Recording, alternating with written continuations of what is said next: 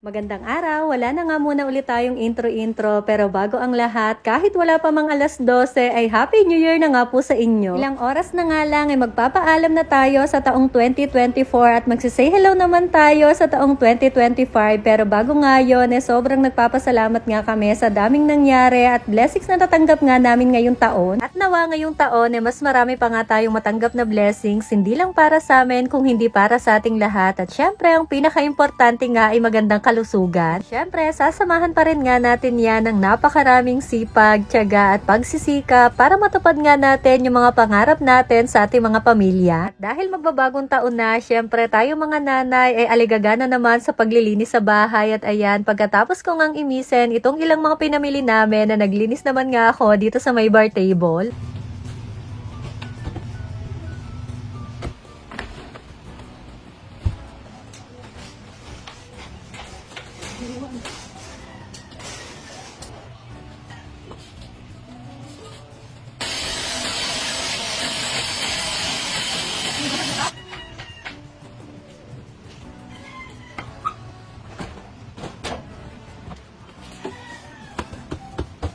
Nakapaglinis na nga ako dun sa may bandang lababo, kaya etong likod naman nga ng bar table yung nilinis ko at medyo marami nga akong ginawa kahapon, kaya ayun, napagod at hindi na nga tayo nakapag-post ng mini vlog. Late na rin kasi talaga ako nakapaglinis niyan kasi yung bago nga magpasko at nung Pasko at halos ilang araw nga din, nag-relax lang talaga kami nila tatay dito sa bahay. Anyway, ayan, pagkatapos ko nga maglinis dito sa likod ng bar table, nagpalit na nga rin ako ng kortina dyan at dahil sabi nila itong kulay brown daw yung isa sa maswerteng kulay ngayon na etong kortina muna na to yung nilagay ko.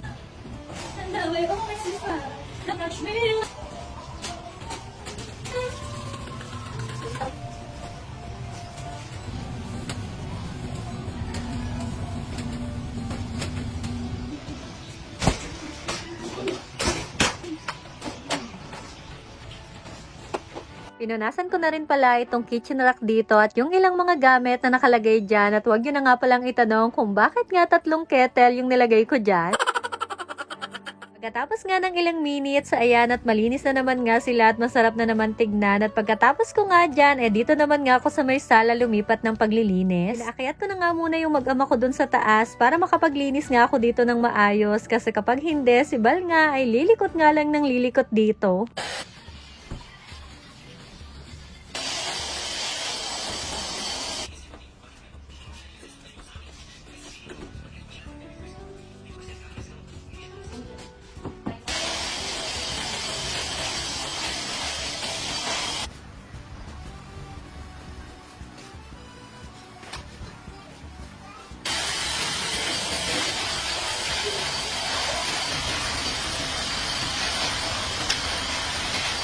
Nag-vacuum nga lang ako dito, tapos nag-mop at pinatuyo ko lang saglit at ayan, naglagay na nga ako nitong ginagamit ko ngang pampakintab ng binil. Gustuhan ko talaga to kasi parang ang linis lang talagang tignan itong sahig namin at eto na nga yung naging itsura nitong bahay na handa na ngang salubungin yung dadating na taong 2025. Kaya paano, eto na lang po muna ulit for today's mini vlog at muli, Happy New Year po para sa ating lahat at ayun lang, salamat!